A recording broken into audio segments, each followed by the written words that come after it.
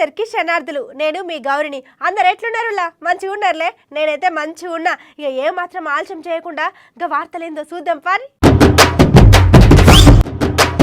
Pawan Kalyan sir చెప్పిండట ఆంధ్రకోశాలు ఐటంగా Modi sir అన్నాడట. నాకు తెలుసు అన్ని ముచ్చట్లు. పక్కా చదవాలని అంటున్నాడు వార్తా పేపర్లు. మస్తు చెప్పిండు ఐటంక నీతి వాక్యాలు. మోడీ సార్ అయిండు మస్తు గరం. వచ్చే ఎన్నికలలో గెలుస్తుందట కమలం. శంకుస్థాపనలు చేసిండట 4 ప్రాజెక్టులు. మస్తు కుచాయిలు పక్క రాష్ట్రం ప్రజలు. ఇక నిన్న మన పక్క రాష్ట్రమైన ఆంధ్రప్రదేశ్లో విశాఖపట్నంలో మన దేశ ప్రధాని అదే మంత్రి మోడీ సారు గట్లనే జనసేన పార్టీ అధ్యక్షుడు మన పవన్ కళ్యాణ్ సారు నిన్న ఒక అర్ధగంట సేపు రాష్ట్రంలో ఎసొంటి కథలు నడుస్తున్నాయని ఇక మంచి ఏంది చెడు ఏందని అన్ని ముచ్చట్లు చెప్పుకుంటూ వచ్చిర్రు ఇక మన పవన్ కళ్యాణ్ సారు. ఇక ఇక్కడ అసలు ముచ్చట ఏందంటే సార్ ముచ్చట చెప్తుంటేనే నడిమిట్ల మోడీ సారు ఒక మాట అన్నాడులా. మరి మోడీ సారు ఏమన్నట్టు ముచ్చటేందో అరుచుకుందాం పారి. నిన్న పక్క రాష్ట్రమైన ఆంధ్రప్రదేశ్లో విశాఖపట్నంలో మన దేశ ప్రధానమంత్రి మోడీ సారు అట్లనే జనసేన పార్టీ అధ్యక్షుడు మన పవన్ కళ్యాణ్ సారు నిన్న ఒక అర్ధగంట సేపు రాష్ట్రంలో ఎసొంటి కథలు నడుతున్నాయి. ఇక మంచి ఏంది చెడైందని అన్ని ముచ్చట్లు చెప్పుకుంటూ వచ్చిండు. ఇక పవన్ కళ్యాణ్ సార్ ఇట్లా చెప్పుతుంటే నడిమిట్లా మన మోడీ సార్ ఉండి నాకు అన్నీ తెలుసు, ఇక్కడ ఏమేమవుతున్నాయి ఏం కథ అని ముచ్చట అన్నీ నాకు తెలుసు అని అన్నాడు. అట్లనే మన జనసేన పార్టీ అధ్యక్షుడు పవన్ కళ్యాణ్ సార్ కూడా 8 ఏళ్ల తర్వాత మోడీ సార్ని కలిసిండంట. అట్లనే ఇక మోడీ సార్ను పవన్ కళ్యాణ్ సార్ను కూర్చొని ఒక అర్ధగంట సేపు మాట్లాడుకున్నారు. ఇక ఇప్పుడు ఇట్లా కలిసినాం కానీ ముందు మనం ఎప్పటి కలవాలని మంచి చెప్పుకుంటూ వచ్చిండు మన మోడీ సారు. అట్లనే మరి కేంద్రం నుండి మాకు అన్ని మంచిగా వస్తున్నాయి కానీ మా ప్రభుత్వం అవి సగగా వాడతలేరు అని చెప్పుకుంటూ వచ్చిండు పవన్ కళ్యాణ్ సారు. ఇక మరి పవన్ కళ్యాణ్ సార్ మాటలు కూడా పారిందాం పారి. ప్రధానమంత్రి శ్రీ నరేంద్ర మోదీ గారు విశాఖ పర్యటన సందర్భంగా 2 రోజుల క్రితం నాకు పిఎంఓ గారి ఆఫీస్ నుంచి నాకు పిలుపు వచ్చింది ఇలా వచ్చి కలవమని. మళ్ళీ కలవటం దాదాపు 8 సంవత్సరాల తర్వాత ఇదే కలవటం ప్రధానమంత్రి గారిని. ఈ మీటింగ్ వెనుక ఉన్న ముఖ్య ఉద్దేశం ప్రధానమంత్రి గారి ఆకాంక్ష కూడా ఆంధ్రప్రదేశ్ బాగుండాలి, ఆంధ్రప్రదేశ్ ప్రజలు అభివృద్ధి చెందాలి, తెలుగు ప్రజల ఐక్యత చాలా బాగుండాలి, వర్ధిల్లాలి. అలాగే అన్ని విషయాలు అడిగి తెలుసుకున్నారు. నాకు అవగాహన ఉన్నంత మేరకు అన్ని తెలియజేశాను. భవిష్యత్తులో ఇది ఆంధ్రప్రదేశ్కి మంచి రోజులుగా వస్తాయని నేను మనస్ఫూర్తిగా నమ్ముతున్నాను. ఈ మీటింగ్ అలాంటి మంచి రోజుల్ని తీసుకొస్తుందని చెప్పి నేను చాలా గాఢంగా నమ్ముతున్నాను. Thank you.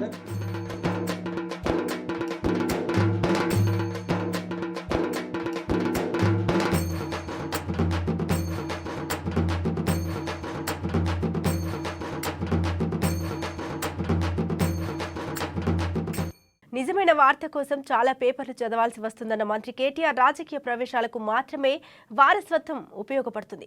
అరే ఏంది గీ పిల్ల గిట్లా చెప్తుందని వార్తలను పరేషాన్ అయితే కాకుర్రి. గీ ముచ్చట్ నేనన్నది కాదుల్లా, మన గులాబీ మంత్రి కేటీఆర్ సార్ అన్నాడు. మరే సార్ గట్ల ఎందుకు అన్నాడు? చలో గీ ముచ్చటేందో మనం కూడా చూద్దాం పారి.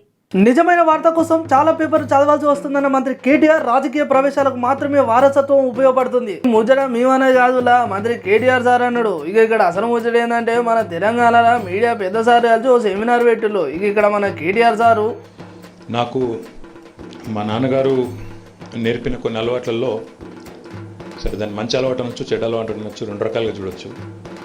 రోజు 1.5 గంట సేపు పత్రికలు చదవడం అనేది చిన్నప్పటి నుంచి ఒక అలవాటుగా వచ్చి నాకు ఇప్పటికి కూడా అప్పుడప్పుడు దీపావళి తెల్లారి దసరా తెల్లారి పేపర్లు రాకపోతే ఆ రోజు ఏదో అయిపోయినట్టు ఏదో కోల్పోయినట్టు ఫీల్ అయ్యే వాళ్ళలో నేను కూడా ఒకటి. చాలాసార్లు అవుతుంటుంది, మీకు అవుతుందో లేదో నాకు తెలియదు కానీ దసరా తెల్లారి దీపావళి తెల్లారి మాత్రం పత్రికలు లేకపోతే ఆ రోజు కాఫీ సరిగా పోదు, ఆ రోజు ఏదో మొత్తం దినచర్యలో ఏదో లోపించింది అనే భావన ఉంటుంది. అట్లాంటి వాళ్ళలో నేను ఒకటి. సో రోజుకి 13 పేపర్లు చదువుతాను నేను దాదాపు. అంటే ఇందాక అది మంచో చెడో తెలియదు, చప్పట్లు కొట్టకండి. ఎందుకు చదవాల్సి వస్తుంది అంటే 13 పేపర్లు ఇందాక పెద్దలు చెప్పినట్టు 2-3 కారణాలు ఉన్నాయి. ఒకటి, వార్త ఏదో వాస్తవం ఏదో తెలుసుకోవడానికి చదవాల్సి వస్తుంది.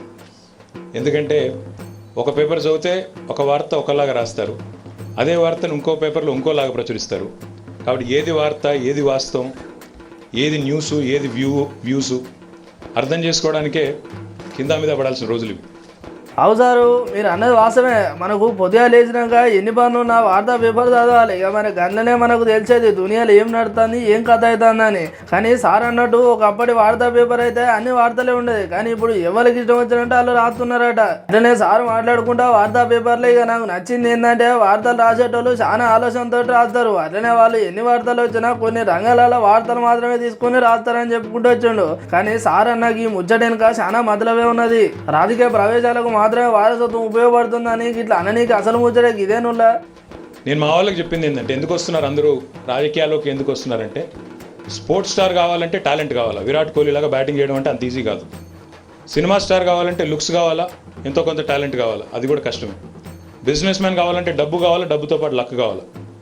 క్రిమినల్ కావాలంటే కూడా దానికి కూడా టాలెంట్ కావాలి. అది కూడా ఈజీ ఏం కాదు అనుకుంటాం, కానీ అంత ఈజీ కాదు. ఇక ఏ టాలెంట్ అవసరం లేని ఉద్యోగం ఏదన్నా ఉందా భారతదేశంలో ప్రస్తుతం అంటే మాది మాత్రమే ఉంది, రాజకీయం మాత్రమే ఉంది. కాబట్టి ప్రతి ఒక్కరు రాజకీయ నాయకులు అయిపోదామని బయలుదేరుతున్నారు. మీరు ఇంకోటి అనుకోకండి. ఇక అంత మంచిగానే మాట్లాడుకుంటూ వచ్చాడు మనం అందరికి ఏటి చేశారు. కానీ ఈ మాటేనుర్రి same is the case with media.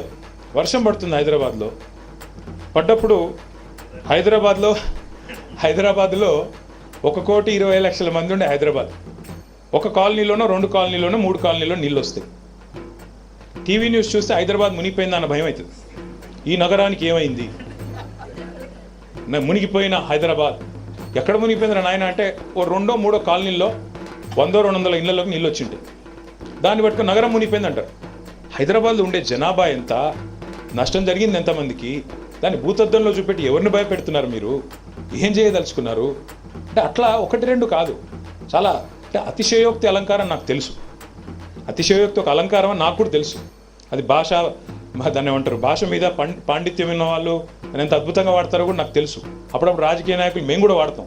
కానీ మరీ అంతలాగా వాడితే మా పరిస్థితి ఏంది, అక్కడ మేము ఇంకేం పని చేయట్లేదు, జిహెచ్ఎంసీ పండుకున్నది, మున్సిపల్ మంత్రి ఎక్కడో ఉన్నాడు, అసలు ఎవరు పట్టించుకోవట్లేదు అన్న భావన కలిగిస్తే ఎట్లా నాకు అర్థం కాదు. ఇంకోటి చిన్న ఇన్సిడెంట్ ఏదైనా అయిందనుకోండి, ఒక మనిషిని ఎవరో కొట్టడమో లేకపోతే ఎవరో పడిపోవడమో ఏదో ఒకటి అవుతుంది. ఎలక్ట్రానిక్ మీడియా వచ్చిన తర్వాత అర్థం కావట్లేదు, ఆ మనిషిని కొట్టినవాడు ఒకసారి కొట్టింటాడు. న్యూస్ ఛానల్ చూస్తే వాళ్ళు కొట్టి చంపేస్తుంటారు. వాడికి దెబ్బ తిన్నదానికంటే ఎక్కువ ఈ చూపెట్టిన దాని మీద వాడికి కూడా బాధ అవుతూ ఉంటుంది. ఇదేం బాధ, ఇన్నిసార్లు దెబ్బలు తిన్నాను నేనని వాడికి బాధ.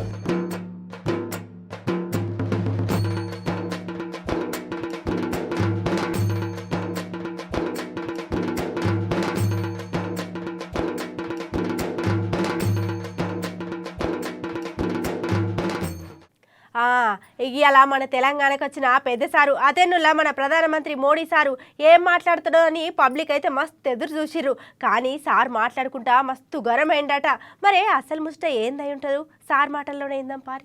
మన ప్రధానమంత్రి మోడీ సారు ఏం మాట్లాడతాడని మస్తు ఎదురు చూసిర్రు మన తెలంగాణ పబ్లిక్.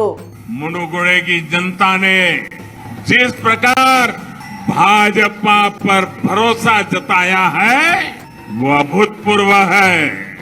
और मैंने देखा कि कैसे बीजेपी के कार्यकर्ताओं ने पूरी की पूरी तेलंगाना राज्य सरकार को एक विधानसभा सीट पर लाकर खड़ा कर दिया। बड़े आकाओं को घुटने टेकने के लिए मजबूर कर दिया। మన బీజేపీ చేయబట్టి ఇలా తెలంగాణలో ఉన్న పెద్ద పెద్ద లీడర్లు కూడా ఇలా బయటకు వచ్చిందంటే అది మా కమలం పువ్వు పార్టీ వాళ్ళని అని చెప్పుకుంటూ వచ్చిండు.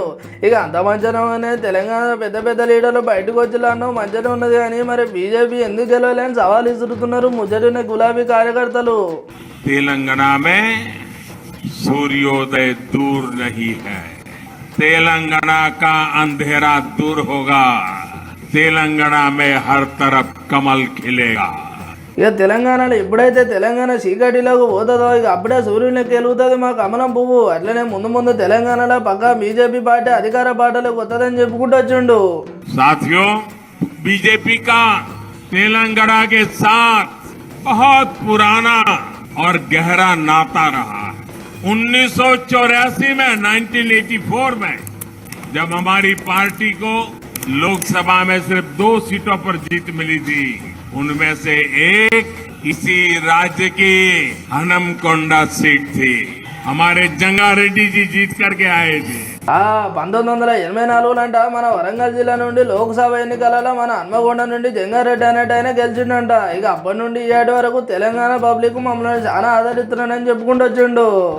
तेलंगाना के लोगों ने सबसे मुश्किल समय में जब हमारे बहुत बुरे दिन थे तब भी तेलंगाना ने हमारा साथ नहीं छोड़ा था.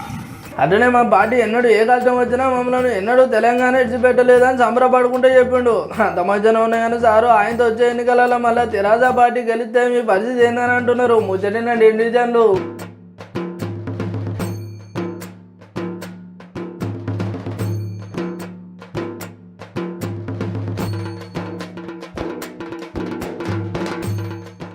ఈ ముచ్చట మీద మన తెలంగాణ పబ్లిక్ మస్తు సోచాయిస్తున్నారు. మన పక్క రాష్ట్రమైన ఆంధ్రప్రదేశ్కు మోడీ సార్ వచ్చుడే కాకుండా గక్కడ 4 ప్రాజెక్టులకు శంకుస్థాపన చేసిండు. మంచి ముచ్చటే కదా, మళ్ళీ గిట్లా సోచాయించనికి ఏముంది అని అనుకోకుర్రి. అసలు ముచ్చటినురి మీకే సమజైతుంది. మరి పరిసనే ముచ్చటనే విశాఖ పర్యటన కోసమని వచ్చిన మన మోడీ సారు 7,154 కోట్లు ఖర్చు పెట్టి 4 ప్రాజెక్టులకు శంకుస్థాపన చేసిండు. దీనిలో రైల్వే స్టేషన్ల కోసమని 460 కోట్లు, అట్లనే రాయ్పూర్ విశాఖ ఎకానమిక్ కారిడార్ కు 3,778 కోట్లు, ఇక ఇట్లుంటే 2,658 కోట్లతోని గ్యాస్ పైప్ లైన్ కోసం కొత్త నిర్మాణం కోసం అని మళ్ళీ శంకుస్థాపన చేసిండు మన మోడీ సారు.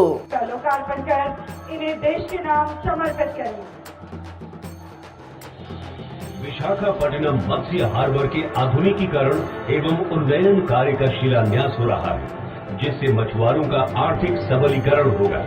राष्ट्रीय राजमार्ग 130 सीडी के रायपुर विशाखापट्टनम आर्थिक गलियारे का ग्रीनफील्ड में 6 लेनीकरण, जिससे सुगम यातायात सहित क्षेत्र की सामाजिक एवं आर्थिक प्रगति को बढ़ावा. राष्ट्रीय राजमार्ग 516 सी के कॉन्वेंट जंक्शन से शीला नगर जंक्शन तक का 6 लेनीकरण एवं विशाखापट्टनम बंदरगाह कनेक्टिविटी के लिए अतिरिक्त 4 लेन समर्पित बोट रोड के कार्य का शिलान्यास हो रहा है. विशाखापट्टनम रेलवे स्टेशन का पुनर्विकास कार्य का शिलान्यास हो रहा है, जिससे यात्रियों को मिलेंगी विश्व स्तरीय सुविधाएं.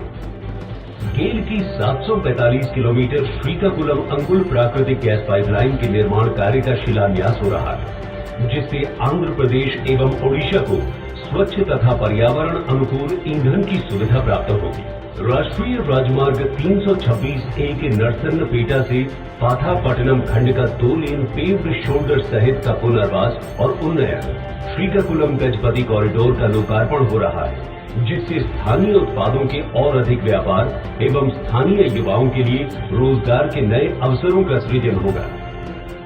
ONGC के KGDWN 98/2 डीप वाटर ब्लॉक की ओडलार व्यू स्थित व्यू फील्ड अभितट फैसिलिटीज का लोकार्पण हो रहा है, जिससे देश की ऊर्जा सुरक्षा को बढ़ावा मिल रहा है.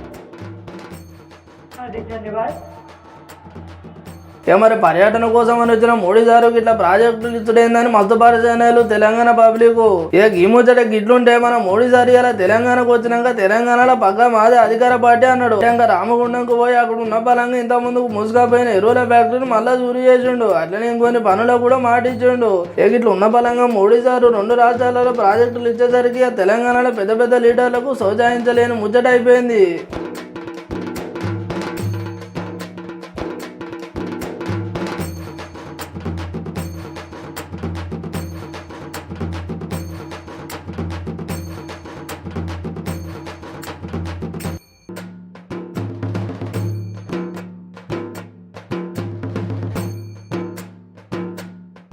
ఎట్లున్నాయి ఇలా ఇయాల్టి ముచ్చట్లయితే మస్తునేలే.